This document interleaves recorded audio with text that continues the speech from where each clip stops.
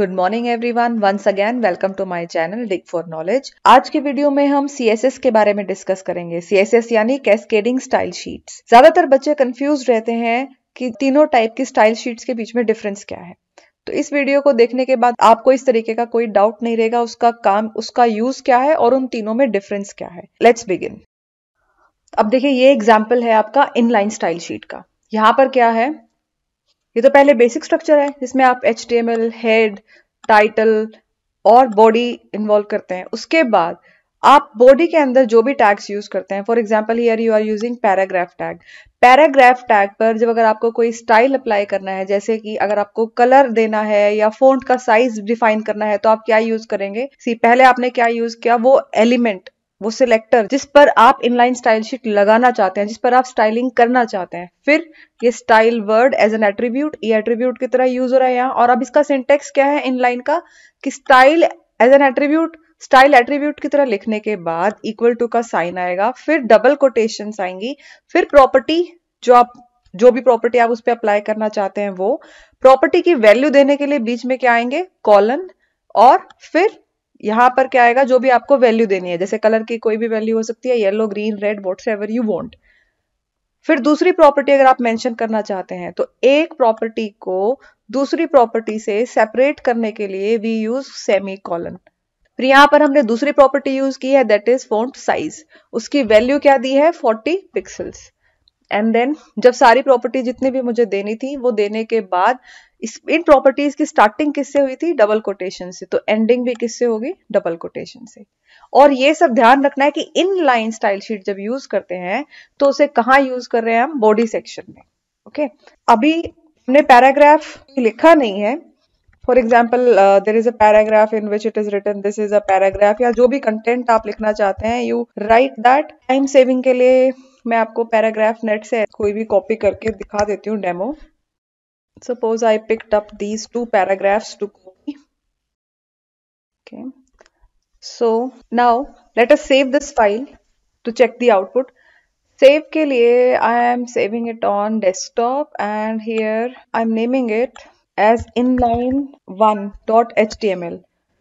HTML document है तो उसकी एक्सटेंशन क्या होगी, .html, ये हमें ध्यान रखना है। inline1 मेरी फाइल का नाम है और .html उसकी एक्सटेंशन है, ये बताने के लिए कि एक वेब पेज है। Then save as type all files, click on save.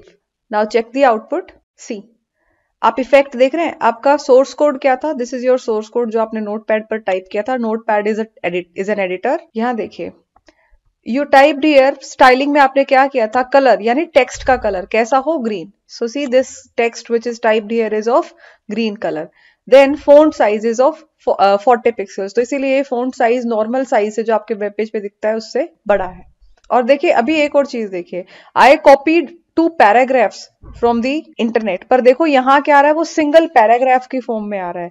Reason, क्योंकि यहाँ देखिए हमने कहीं भी टैग, HTML के वेब पेजेस में अगर कोई भी काम करवाना है तो वो एंटर की प्रेस करने से या नेक्स्ट लाइन में मूव करने से नहीं होता, उसके लिए टैग्स यूज होंगे। So I will have to use paragraph tag here. It works as both, it is empty as well as container tag. So let me refresh this. Can you see? अब inline का एक ये drawback है, inline उसका नाम ही बता रहा है कि वो हर लाइन के साथ लगेगा। अब देखिए यहाँ पर हमने इस वाले पैराग्राफ टैग पर स्टाइलिंग की है, तो दैट डज नॉट मीन कि मैं अगर अपने HTML में डॉक्यूमेंट में जितनी बार भी पैराग्राफ टैग यूज करूंगी तो इसका मतलब ये नहीं है कि वहां भी स्टाइलिंग अप्लाई हो जाएगी। तो उस पर अगर ऐसा करना है तो मुझे हर जगह स्टाइल अप्लाई करना होगा। यानी अगर मैं पैराग्राफ टैग को 100 टाइम्स यूज कर रही हूँ अपने वेब पेज पर, तो मुझे 100 टाइम्स मेंशन करने पड़ेंगे यही के यही syntax, style is equal to, या जो भी मुझे स्टाइलिंग करनी है, ये हर बार हर पैराग्राफ टैग के साथ मेंशन करनी होगी, वरना वो बाय डिफॉल्ट जो भी वैल्यूज होंगी वैसा शो होगा। तो इसे ओवरकम करने के लिए क्या आई, इंटरनल स्टाइल शीट्स। अब इंटरनल स्टाइल शीट का एक एग्जांपल देखते हैं। Let me save another file with name internal.html and on the desktop itself all files, save. अब इसमें ही चेंजेस करते हैं, यहाँ पर लिख देते हैं इंटरनल स्टाइल शीट। अच्छा, आप देख रहे हैं कि ये जो हेडिंग होता है, जो टाइटल होता है, ये कहाँ विजिबल हो रहा है, आपके वेब पेज के टाइटल बार में, हियर एक्सप्लेनिंग CSS। आप देखिए अभी जो आपका इंटरनल स्टाइल शीट था वो कहाँ यूज हो रहा था, बॉडी टैग के अंदर। लेकिन आपका जो इनलाइन स्टाइल शीट है वो बॉडी के अंदर नहीं, बॉडी में नहीं, वो आपका कहाँ यूज होगा? हेड सेक्शन में। हेड सेक्शन में अलग से स्टाइल टैग बनेगा और उस स्टाइल टैग में जो सिलेक्टर है आपका, कि यहाँ आप चेंजेस देखते जाइएगा आप क्या हो रहे हैं। सिलेक्टर क्या था हमारा? पैराग्राफ। अब वो एक टैग नहीं है यहाँ पर, वो स्टाइल टैग के अंदर आने वाला बस एक एलिमेंट है जिस पर हम स्टाइलिंग करने वाले हैं। So this is P. अब इनलाइन स्टाइल शीट में क्या हो रहा था? स्टाइल जो है वो एक एट्रीब्यूट की तरह यूज हो रहा था, यहाँ उसकी जरूरत नहीं है क्योंकि यहाँ वो एक टैग की तरह यूज हो रहा है। So let me remove this from here and equal sign also. अब इसमें जो प्रॉपर्टीज की स्टार्टिंग और एंडिंग है उसके लिए डबल कोट्स नहीं यूज होगा। इसका सिंटेक्स क्या है? यहाँ पर क्या यूज होंगे? Curvy braces. तो यहाँ आ गए कर्वी ब्रेसेस। अब बाकी एज इट इज प्रॉपर्टी लिखेंगे, फिर उसकी वैल्यू लिखेंगे, यानी कि जो ये चीजें हैं यहाँ पर मुझे क्या करना है? डबल कोट्स की जगह हमें क्या लिखने हैं? Curvy braces. बाकी चीजें सेम वही यूं की यूं। प्रॉपर्टीज, प्रॉपर्टी क्या थी? कलर, उसकी वैल्यू क्या थी? ग्रीन। दूसरी प्रॉपर्टी क्या थी? फॉन्ट साइज, और उसकी वैल्यू क्या थी? 40 pixels. That will remain same. That property और वैल्यूज ऐसे ही मेंशन करनी है। उसकी स्टार्टिंग और एंडिंग डबल कोट्स की जगह किससे हो रही है? कर्वी ब्रेसेस से। और जो आपका सिलेक्टर है वो अब एक टैग का हिस्सा नहीं है, वो अलग से एलिमेंट एज ए सिलेक्टर अलग से लिखा हुआ है। और जो आपका स्टाइल जो एट्रीब्यूट की तरह था इन लाइन में, वो अब क्या है? अलग से एक टैग बन गया है हेड सेक्शन में। अब क्योंकि स्टाइल को स्टार्ट किया है तो एक कंटेनर टैग है, उसको क्लोज भी करना है। So let us close this is done. देखिए बाकी सब कुछ सेम रहेगा कि बॉडी में मुझे जो भी लिखना था लिख दिया मैंने, पैराग्राफ को यूज किया हुआ है कर दिया। अब ये जो पैराग्राफ है ये एज इट इज रहेगा, बॉडी भी एज इट इज रहेगी, सब कुछ ऐसे रहेगा। सिर्फ कहाँ चेंजेस हुए हैं? यहां से बॉडी के अंदर जो आपने टैग यूज किया था जिसपे आप प्रॉपर्टीज लगा रहे थे, वो यहां से रिमूव करके कहाँ मूव कर दिया? हेड सेक्शन में। और उसका सिंटेक्स थोड़ा बहुत चेंज हुआ है। अब क्या करेगा? ये जो पैराग्राफ टैग है, जो यहाँ पैराग्राफ बनाया है हमने, ये पैराग्राफ टैग, ये पैराग्राफ कहां से वैल्यू पिक लेगा? अपनी हेड सेक्शन से, हेड सेक्शन के स्टाइल टैग से। और इसमें क्या फायदा है? जब पिछला जो इनलाइन स्टाइल शीट था उसमें क्या था? अगर मैंने यहां यूज किया था उसे तो वो सिर्फ इस पैराग्राफ पे अप्लाई हो रहा था। लेकिन इस केस में क्या होगा? वो जितनी बार भी मैं पैराग्राफ टैग यूज करूंगी उतनी बार वो अपने आप इन वैल्यूज को पिक कर लेगा मेरे हेड सेक्शन से। लेट अस चेक, आउटपुट देखते हैं इसका। पहले क्या आउटपुट था? इनलाइन वाले केस में ये था। अब देखिए, let me refresh because I have, okay, ये तो आपका उसका है इनलाइन का। अब हम इंटरनल वाले का आउटपुट देखते हैं। तो अब देख रहे हैं आप डिफरेंस दोनों में। ये आपका क्या था? इनलाइन वाला, और ये कौन सा है? इंटरनल। अब देखिए वो पैराग्राफ अभी हमने कहीं भी नहीं लगाई उसमें कोडिंग, सिर्फ कहाँ लगाई है? हेड सेक्शन में। और जितनी बार भी मैं पैराग्राफ टैग यूज कर रही हूँ हर पैराग्राफ पे वो स्टाइल अप्लाई हो रहा है। इनलाइन के केस में क्या था? सिर्फ एक ही पैराग्राफ पे जिस लाइन में हमने उसको स्टाइल किया था सिर्फ उसी पैराग्राफ पे अप्लाई हो रहा था, बाकी दूसरे पैराग्राफ पे वो स्टाइल अप्लाई नहीं हो रहा था। इंटरनल में वो जितनी बार भी मैं पैराग्राफ टैग यूज कर रही हूँ उतनी बार वो अप्लाई हो रहा है। अब क्या दिक्कत आई? अब ये तो सिर्फ स्टाइल अप्लाई कर पाता है उस सिंगल वेब पेज पर ही जिस पर हमने ये कोडिंग की है। जैसे इस वेब पेज पे ही ये अप्लाई करेगा। अगर मैंने अपनी वेबसाइट में 10, 12 या जितने भी वेब पेजेस यूज किए हैं, 100 वेब पेजेस यूज किए हैं, अगर मेरे को 100 वेब पेजेस पे भी सेम तरीके की स्टाइलिंग चाहिए तो क्या होगा? तो ये इंटरनल स्टाइल शीट काम नहीं आएगी। फिर उसके लिए क्या ऑप्शन आया? External style sheet. External style sheet क्या करेगी? हमारे मल्टीपल वेब पेजेस में काम आ सकती है। वो हम एक स्टाइल शीट में स्टाइलिंग करेंगे और वहीं से वैल्यूज पिक कर ले जाएंगे मल्टीपल वेब पेजेस के द्वारा। लेट अस सी मैं क्या कह रही हूँ, ये ऐसे समझ नहीं आएगा। इसी में चेंजेस करेंगे ताकि आपको दिखता रहे कि कहाँ कहाँ चेंजेस करने पड़ रहे हैं। Okay, external dot HTML and save as type all files, save and let me see। अब एक्सटर्नल स्टाइल शीट में क्या होगा? हमारे दो डॉक्यूमेंट्स बनेंगे। जो नोटपैड फाइल्स हैं हम वो दो फाइल्स बनाएंगे, दो बार नोटपैड ओपन करेंगे। एक बार .css फाइल बनाने के लिए, एक बार .html फाइल बनाने के लिए। यानी कि एक हमारा HTML डॉक्यूमेंट बनेगा और दूसरा हमारा क्या बनेगा? स्टाइल शीट बनेगी। तो मान लीजिए अगर मेरी फाइल का नाम m.css है और HTML वाली फाइल का नाम m है, जरूरी नहीं दोनों का नाम सेम हो। It could be anything, it could be like this name can be anything, XY .html, m.css, ये दोनों फाइल्स के नाम अलग अलग हो सकते हैं। बस मैं क्या बताना चाह रही हूँ कि एक तो html फाइल बनाएंगे और एक css फाइल बनाएंगे। और फिर css फाइल में जैसे कि नाम ही बता रहे कि वहां पर सिर्फ स्टाइलिंग होगी। यहां सिर्फ क्या मेंशन करना है, यहां पर हमें सिर्फ ये मेंशन करना है कि हमारा सिलेक्टर क्या है, उसकी प्रॉपर्टीज क्या है और उन प्रॉपर्टीज की वैल्यू क्या है। जितने भी सिलेक्टर लेने हैं, उन पे जो भी प्रॉपर्टी लगानी है, वो सारा काम कहाँ होगा, हमारी स्टाइल शीट में। और HTML में सिर्फ क्या होंगे, टैग्स यूज होंगे, हमारी HTML कोड की कोडिंग होगी। क्योंकि ये स्टाइलिंग कहाँ हो रही है, दूसरी फाइल में, और HTML डॉक्यूमेंट कहाँ क्रिएट हुआ है, इस वाली फाइल में। तो जाहिर सी बात है, इनको लिंक करने के लिए हमें किसी चीज की जरूरत पड़ेगी। देखिए अब इसमें क्या होगा, क्योंकि मुझे ये एक्सटर्नल फाइल है, ये बाहरी फाइल है, ये इसका हिस्सा नहीं है, इसका पार्ट नहीं है, तो इसको लिंक करना होगा। उसके लिए हेड सेक्शन में लिंक टैग का यूज होगा। तो ये जो भी मैं बता रही हूँ, ये सिर्फ एक ब्रीफ सा इंट्रोडक्शन है, इसको अच्छे से देखेंगे अपने कोड के थ्रू। ये तो सिर्फ बताना था कि हाँ हमारी दो फाइलें बनेंगी, फिर उनकी लिंकिंग होगी, एक CSS एक्सटेंशन के साथ बनेगी, एक HTML के साथ बनेगी। अगर इतना समझ में आया तो आगे देखते हैं। अब ये हमारी पहले से ही टाइप फाइल है जो इंटरनल वाली थी, उसी में चेंजेस करेंगे। अब उसमें चेंजेस क्या करने हैं कि एक तो यहाँ पर, अब हम एक्सटर्नल एक्सप्लेन करें तो मैं यहाँ चेंज कर देती हूँ कि हम एक्सटर्नल वाली कर रहे हैं। और यहां से अब ये स्टाइल टैग घट जाएगा, क्योंकि जितनी भी स्टाइलिंग है अब वो डॉक्यूमेंट में रहेगी ही नहीं। There will be no styling here, यहां सिर्फ HTML के टैग्स यूज होंगे। और जो भी हमें करना है अब हम वो बाहर करेंगे इस फाइल के। तो ये हो गई हमारी सिर्फ HTML फाइल। देखिए यहाँ सिर्फ HTML के टैग्स अवेलेबल हैं, HTML head, title, body, paragraph tag, और बस यही प्रेजेंट है। यानी कि यहाँ जितना भी कुछ है वो सिर्फ टैग्स हैं, यानी ये एक HTML डॉक्यूमेंट है। अब अगर मुझे स्टाइलिंग करनी है तो मुझे उसके लिए एक नया डॉक्यूमेंट ओपन करना होगा और वहां स्टाइलिंग करनी होगी। यानी जो स्टाइलिंग मैंने स्टाइल टैग के अंदर से रिमूव की थी, वो स्टाइलिंग यहाँ टाइप करनी है। क्या थी वो, सिलेक्टर क्या था हमारा, पैराग्राफ। प्रॉपर्टीज क्या थी, it was colour, so colour colon, value क्या दी थी, green, semicolon. Another property was font size, और फॉन्ट साइज जितना भी आपको लेना है, you take that, semicolon and curly braces close. बस। तो ये प्रॉपर्टी है, सिर्फ ये मेंशन होगी इस वाली फाइल में कि आपका सिलेक्टर कौन सा है, प्रॉपर्टी कौन सी थी, उसकी वैल्यू क्या है। यानी सिर्फ स्टाइलिंग वाला पार्ट आएगा आपकी CSS फाइल में। अब इस फाइल को हम सेव करेंगे, of course we can save it with Ctrl+S also, पर ये आपको दिखाने के लिए कि हम फाइल सेव कर रहे हैं, मैंने सेव वाला मेन्यू से ऑप्शन यूज किया है। So I am saving it with m.css। आप फाइल का नाम कुछ भी रख सकते हैं, बस एक्सटेंशन क्या रखेंगे, .css, and I am saving it on the desktop. Save. अब देखिए फाइल तो क्रिएट हो गई, लेकिन ये सेपरेट फाइल है, ये दोनों अलग अलग फाइल्स हैं। एक्सटर्नल एक HTML फाइल है और M जो है एक CSS फाइल है। और क्योंकि दोनों अलग अलग फाइल्स हैं, तो इसलिए इनको लिंक करने के लिए what do I need a tag.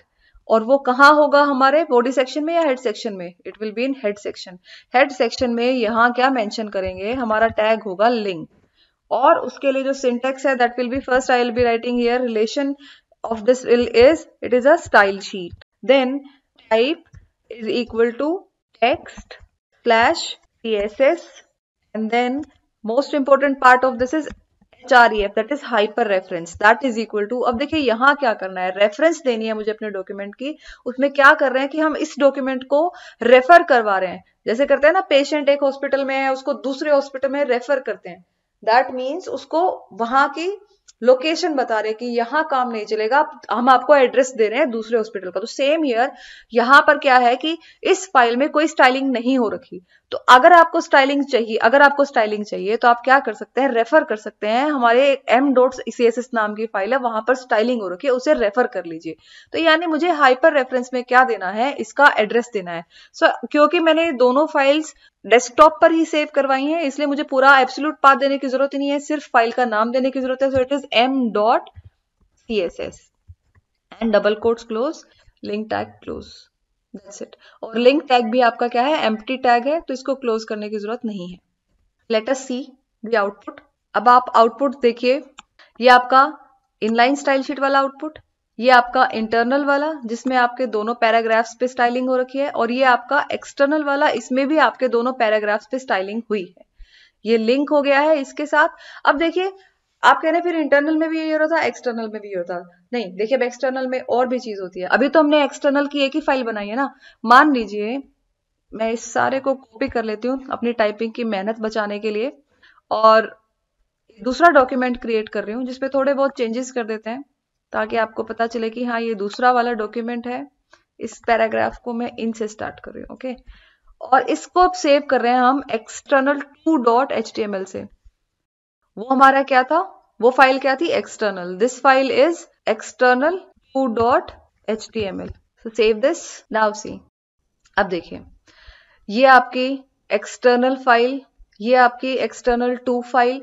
इसके लिए मैंने दोबारा कोई स्टाइल शीट नहीं बनाई, लेकिन इसके कोड में भी हमने क्या किया है, लिंक प्रोवाइड कर रखा है उसी स्टाइल शीट का। तो इसने भी अपना स्टाइल कहां से पिक कर लिया है, m.css फाइल से। इसने भी m.css फाइल से ही अपना कोड पिक कर लिया है, इसलिए इस पे भी वही स्टाइलिंग अप्लाई हो रखी है जो आपकी एक्सटर्नल 1 पे अप्लाई थी। ये आपकी एक्सटर्नल 2 फाइल थी। इस पे देखिए मैंने पैराग्राफ छोटा कर दिया था ना, तो ये दूसरी फाइल है आपकी, ये दूसरी फाइल थी, ये दूसरी फाइल थी। दोनों पे कैसी स्टाइलिंग हो रखी है, एक्सटर्नल टाइप की। दोनों ने स्टाइलिंग कहां से पिक की है, m.css फाइल से।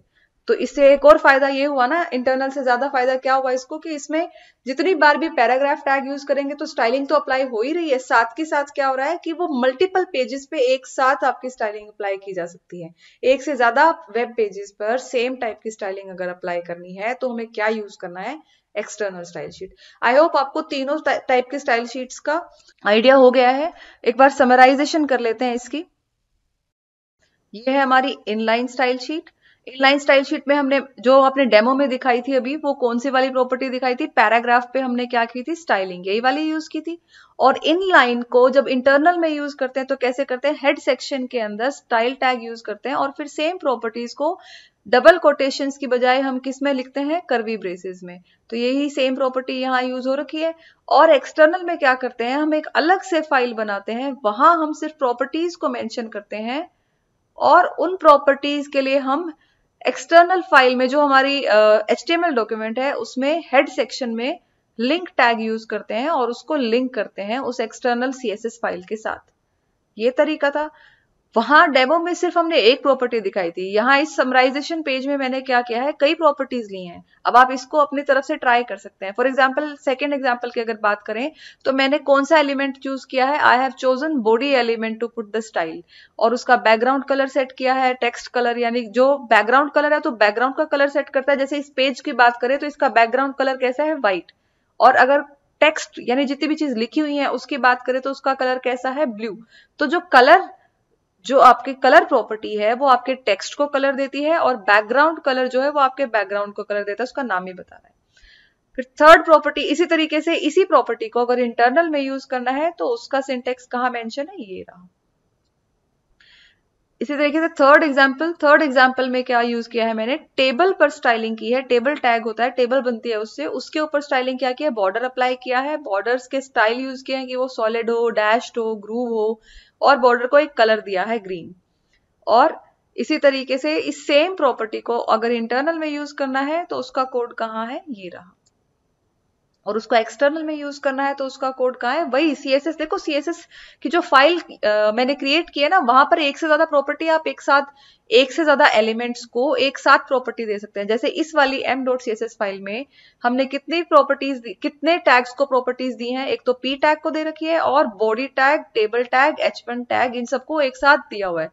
और CSS स्टाइल शीट में नोट कीजिए, यहाँ मैंने एक बार भी HTML टैग यूज नहीं कर रखा है। यहाँ पर हर जगह कर्वी ब्रेसेस, यहाँ क्या है, सिलेक्टर कर्वी ब्रेसेस, प्रॉपर्टी उसकी वैल्यू, प्रॉपर्टी उसकी वैल्यू, यहाँ सिलेक्टर प्रॉपर्टी उसकी वैल्यू, और फिर यहाँ पे क्या है, selector property value, second property value, third property value, और कर्वी ब्रेसेस क्लोज। इसी तरीके से H1 यानी हेडिंग पे मेरे को स्टाइलिंग करनी थी, तो ये क्या हो गया मेरा एलिमेंट या सिलेक्टर कह लीजिए, कर्वी ब्रेसेस, और ये क्या हो गई हमारी प्रॉपर्टी, फॉन्ट फैमिली, उसका टाइप या यूं कह लीजिए उसकी वैल्यू, सेमीकोलन, सेकंड प्रॉपर्टी उसकी वैल्यू, थर्ड प्रॉपर्टी उसकी वैल्यू, और फिर उसे लिंक करवाया है लिंक टैग से। इसे खुद से प्रैक्टिस कीजिएगा। कोई डाउट है तो आप कमेंट सेक्शन में लिख सकते हैं। Thanks for watching. Please don't forget to subscribe and like the channel.